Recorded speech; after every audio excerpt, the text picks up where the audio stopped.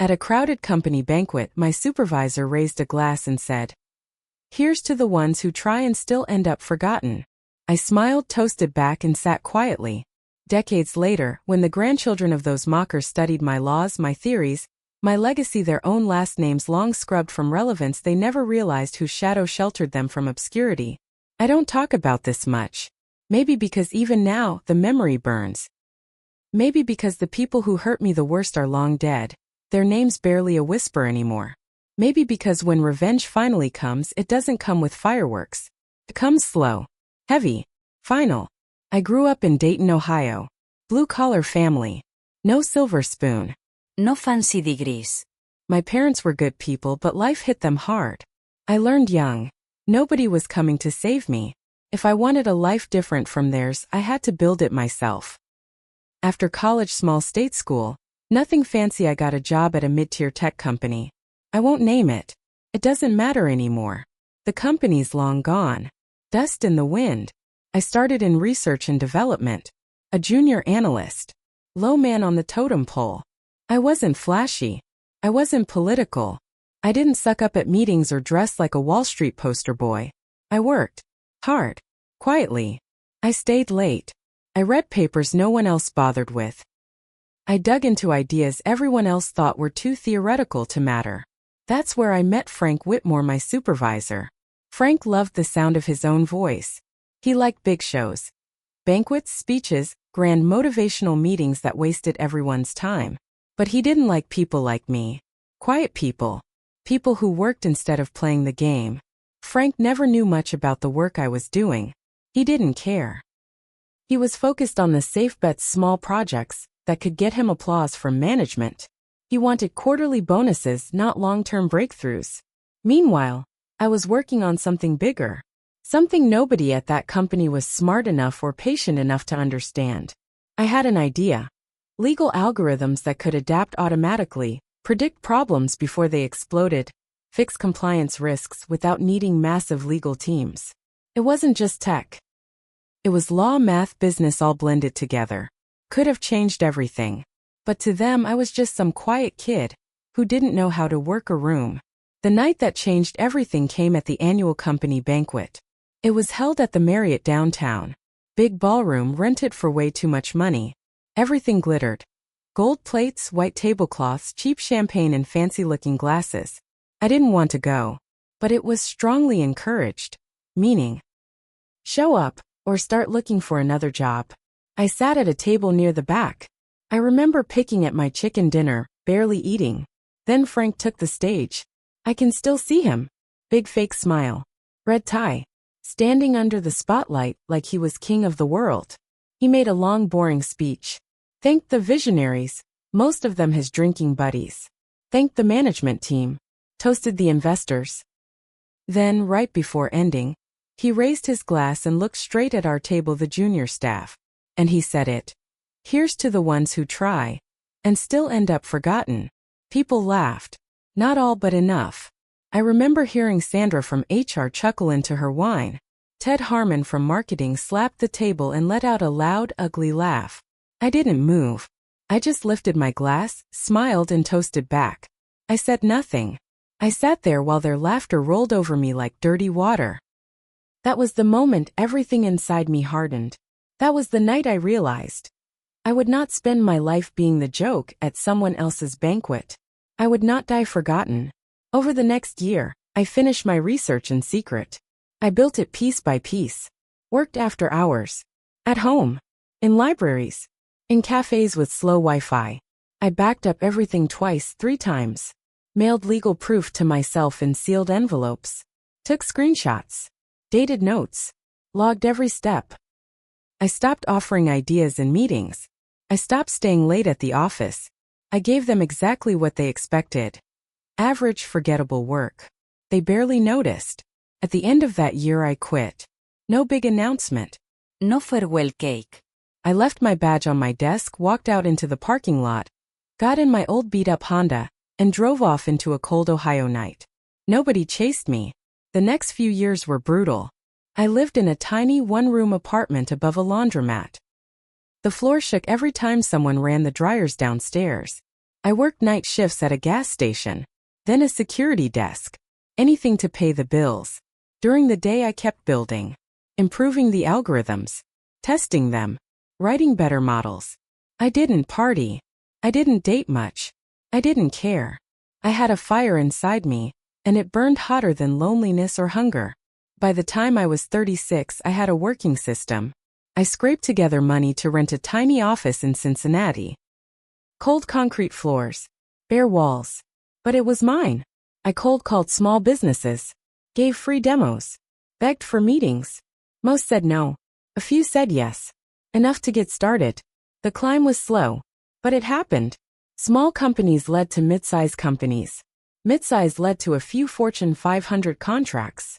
Word spread, quietly like a wildfire underground. At 40, I had a small company built around my systems. At 45, I sold it. Not for millions. For hundreds of millions. I walked into that lawyer's office in downtown Cincinnati with a beat-up briefcase. I walked out owning the next 30 years of my life. Meanwhile, that old company where Frank and Sandra and Ted had laughed at me? Gone. Bankrupt. Turns out they couldn't adapt. Turns out they bet on easy wins instead of real innovation. Turns out they weren't just forgotten. They were erased. No textbooks mention them. No business schools study them. No documentaries mourn them. They are nothing now. Meanwhile, my work is standard curriculum at over 50 universities. Law students, business majors, future executives. They study my theories. They cite my work. They build careers on the bones of my old blueprints. And the best part? Some of their grandkids, the grandkids of the ones who laughed at me, will grow up studying my systems. They'll benefit from the very thing their grandparents mocked. And they'll never even know. I still live in Dayton. Still in a modest house. I could live anywhere. I could own anything. But I don't need flash. I don't need applause. I have something better. I have legacy.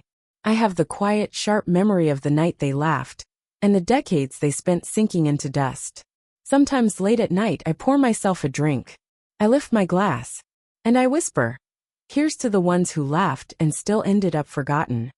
I thought that was it. I thought the story was over. Build something, when quietly leave the past behind. But the past has teeth. It doesn't like being left behind. It started one cold Thursday evening. I was checking my mail, mostly junk bills, the usual, when I saw a thick envelope. No return address. The kind you get when lawyers are involved. I sat down at my kitchen table and opened it.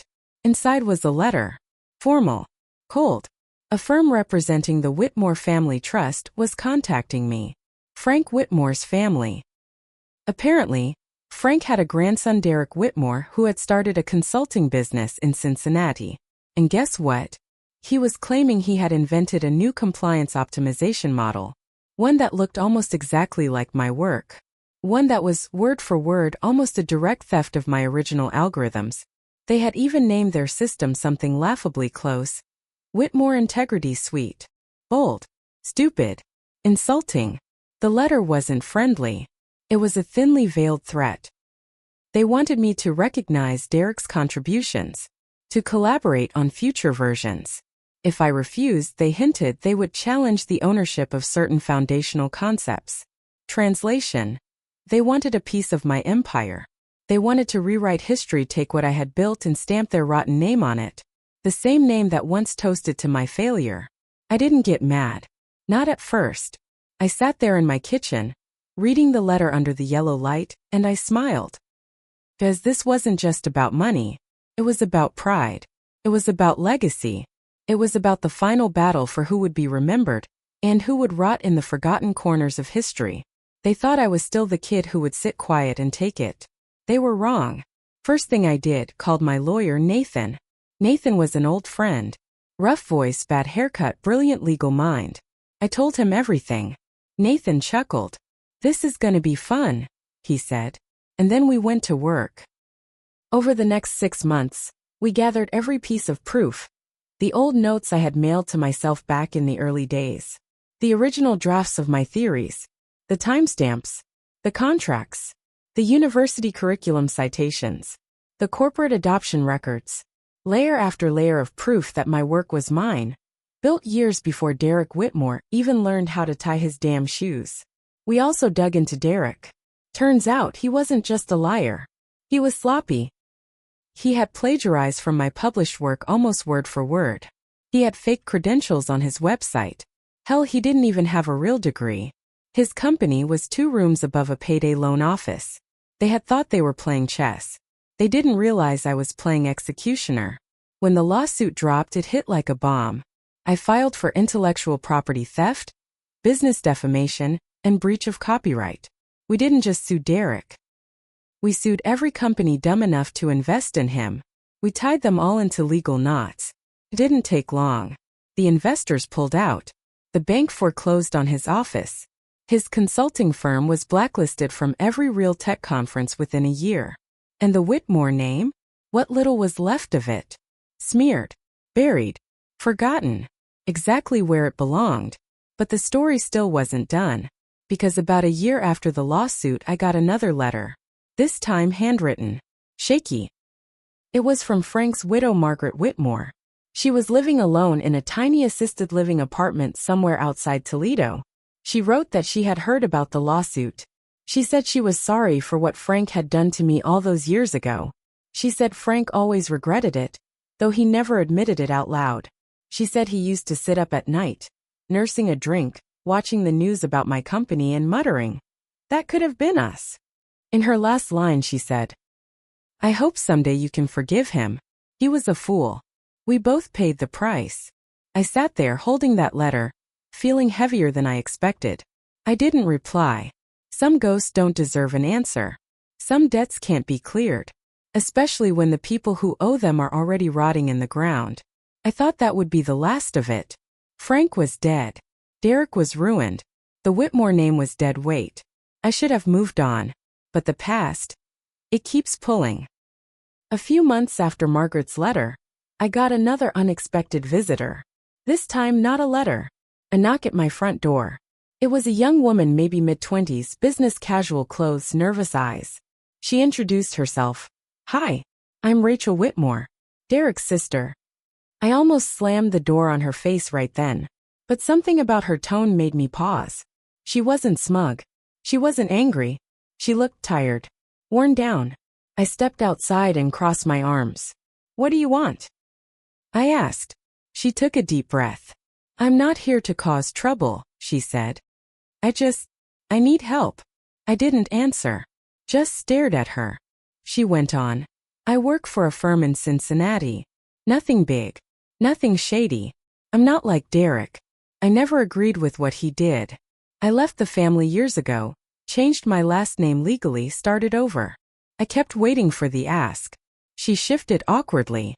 "They blackballed me," she said. "After everything with Derek. No one will hire me now. Even though I wasn't involved. My name's poisoned." She paused. "I want to work for you." First, I almost laughed. The idea of a Whitmore working for me felt like a bad joke. But then I thought about it. Really thought.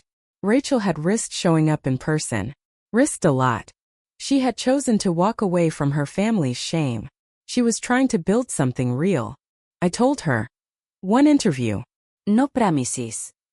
We sat in my kitchen for 2 hours that night. I grilled her. Hard questions. Detailed questions about compliance theory, legal frameworks, algorithmic prediction. She knew her stuff. Better than most candidates I'd seen lately. And more importantly, she listened. Not like Derek or Frank, always talking, always pretending to know more. Rachel listened carefully, answered thoughtfully. At the end I stood up and said, "Start Monday." Rachel worked harder than anyone. Quiet. Diligent. Sharp. In 6 months she was running entire projects. In a year she was my second in command. Some days I almost forgot she carried the Whitmore blood. Other days I remembered all too well. Because the past has a long shadow. One rainy night, about 2 years after Rachel joined, I found something on my desk. A letter. No stamp. Just placed there. I opened it. Inside was a copy of an old internal memo from decades ago from my days at Frank's company. It was dated the day after that banquet. The night they laughed at me. The memo was short. It said, "Recommendation. phase out my name from key projects. Unlikely to produce valuable results. Focus support on visible performers. Signed Frank Whitmore. Attached to the memo was a sticky note. Rachel's handwriting.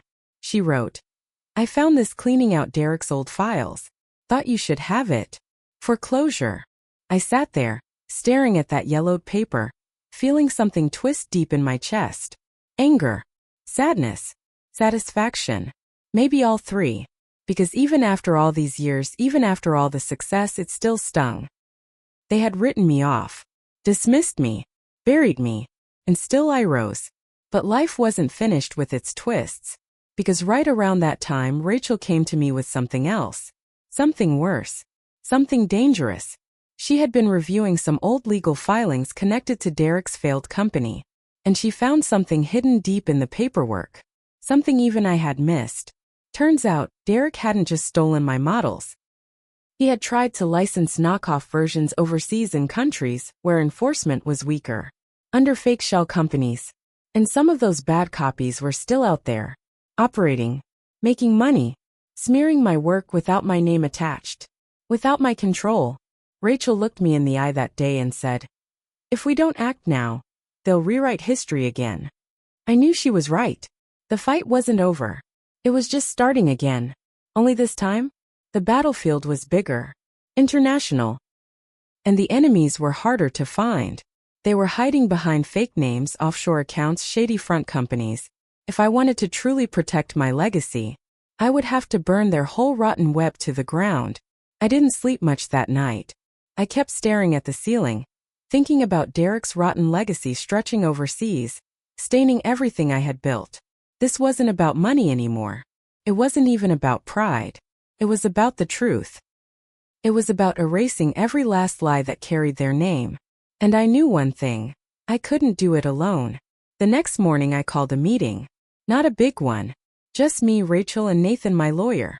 We sat in the small windowless conference room of my office. Rachel laid it all out. Shell companies operating out of Belize, the Caymans, Hong Kong. Contracts signed under fake names. Shady licenses using almost perfect copies of my early models, just tweaked enough to avoid easy lawsuits. If we attacked in the wrong order, they'd scatter. If we attacked too late, the trail would go cold. Nathan leaned back in his chair, tapping his pen. It's doable, he said. But it's going to be ugly. Expensive. Long. I nodded. Then we fight ugly, I said. We started quietly. Tracked the shell companies. Bought stakes in some of them through dummy corporations. Once inside, we started peeling back the layers. Hired private investigators, the kind that didn't advertise. Found real names. Real addresses. Real signatures. Each time we pulled a thread, we found more rot. Turns out, Derek hadn't just licensed my work illegally, he had partnered with criminals. Tax evaders. Corporate raiders. Even companies tied to government corruption overseas. Every time I thought we had hit the bottom, there was another level of filth. Meanwhile, Rachel ran point. She worked around the clock. I watched her push herself harder than anyone. And still, some nights when she thought nobody was looking, I'd catch her staring out the office window, lost in thought. Haunted. I knew what she was thinking. Am I part of them? Am I just another Whitmore? But she never said it out loud. And I never said it either. Because the truth was, Rachel had earned her place by fighting against her blood, not because of it. Months passed. Then a year. Our case built bigger and bigger. And finally the day came. We dropped the hammer. Federal lawsuits in 3 countries. Private suits in 4 more. Criminal referrals to the Department of Justice. Within weeks, half the shell companies were frozen. Accounts locked. Executives fleeing the country. One by one they collapsed. Like termites when you rip the walls open. But victory didn't come without cost. The enemies we hit fought back. Hard. I started getting death threats. Anonymous emails. Late-night phone calls with silence on the line. Rachel found her tires slashed outside her apartment. Nathan's office was broken into, nothing stolen. Just trashed. The message was clear, stop. But we didn't. We pressed harder. Because when you spend your whole life being underestimated, being laughed at, being forgotten, you learn to live with fear. You learn to eat it, swallow it, use it. Finally, after almost 2 years of war, it broke. The last major shell company caved. They offered a settlement. A big one. 8 figures. More money than most people ever see in a lifetime. But I didn't care about the money. I made them include something else. An official admission. Public. Published. Worldwide. That their systems were based on stolen models stolen from me. They tried to fight it. Tried to negotiate. Tried to hide it in legalese. I refused. Either they confessed openly, or we bled them dry in courtrooms for the next decade. They broke. The confession was printed in major newspapers. CNN. Reuters. The Wall Street Journal. Public record. Permanent. Unchangeable. I sat in my office that night, alone, watching the confession scroll across the news ticker. And for the first time in years I felt it. Not anger. Not pride. Not even revenge. Something quieter. Something heavier. Finality. It was over. The Whitmore name had finally truly been erased. Buried. Forgotten by history. And what was left behind? My work. My legacy. My truth. But even then, something inside me stayed restless. Because sometimes when you spend your whole life fighting, you forget what it feels like to just live. And I wasn't sure if I could. Not anymore. After the lawsuits ended, the world got quiet. Too quiet. I thought I would feel peace. I thought I would feel pride. Instead, I just felt tired. Rachel stayed on. She could have left, but she didn't. We built new systems. Better ones. Stronger than before. But something between us changed. Maybe because she saw it to the cost. Not just in money. Not just in time. In me. I wasn't the same man who had sat quietly at that banquet table all those years ago. I had spent so long chasing revenge, hunting ghosts, fighting shadows. I had forgotten how to live without enemies. One night, after a long day at the office, Rachel and I sat alone by the windows, watching the city lights. She broke the silence. "You won," she said quietly. I nodded. "Was it worth it?" she asked. I didn't answer right away. How do you explain the hunger that eats you alive? How do you explain that sometimes the fight becomes your whole identity? Finally, I said, "I don't know anymore." Rachel just nodded. She understood. More than anyone else, she understood. The truth is, I made mistakes too. Big ones. I gave up a life I could have lived, friends I could have made, love I could have found, peace I could have built, all for a war against ghosts. I won the war, but there were no crowds cheering. No parades. No medals. Just me. Alone. In a house too big for one man, too small for all the memories I had given up. And sometimes when I wake up at 3 in the morning, I wonder if maybe, I let them win after all. Not Frank. Not Derek. Not Margaret. But the bitterness. The hate. It crawled into my bones and made a home there. It shaped me. It owns a piece of me I'll never get back. Last week, I got a call from one of the universities that study my work. They want to name a building after me. A library. Filled with books about innovation, progress, resilience. I said yes. But I didn't feel proud. I just felt done. Maybe that's what legacy really is. Not glory. Not statues. Just the bones you leave behind when the fire burns out. Tonight I sit alone at my kitchen table. Same chair. Same spot. Y pour un drink. Lift my glass. And I say, not with anger, not even with triumph, but with something colder. Here's to the ones who tried to bury me. Here's to the ones who laughed. Here's to the ones who forgot me. And to the man who forgot himself chasing them. I drink it down. And the house stays silent. No laughter. No applause. Just silence. And in the end, maybe that's the real victory. Or maybe it's just the end.